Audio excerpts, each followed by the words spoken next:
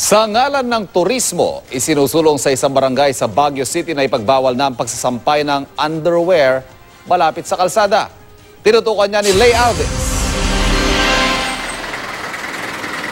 Mistulang banderitas ang mga nakasampay na underwear sa ilang bahay sa Barangay Holy Ghost proper sa Baguio City. Dinadaan-daanan pa man din ito ng mga turista at residente. Pero ngayon, sa bisa ng isang ordinansa sa barangay, ipagbabawal na ang pagsasampay ng mga underwear sa kalsada.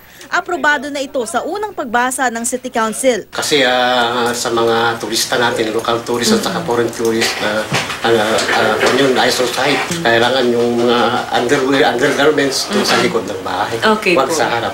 Ayon sa mga opisyal ng barangay, bibigyan muna ng babala ang lalabag sa unang pagkakataon. Pero sa mga susunod na paglabag, pagmumultahin na ng 300 piso ang magsasampay ng mga brief at panty sa kalsada. First violence mo lang, magaan lang yan. Sa third offense na, yun na, medyo mabigat na. Lay Alves, Nakatutok, 24 Oras.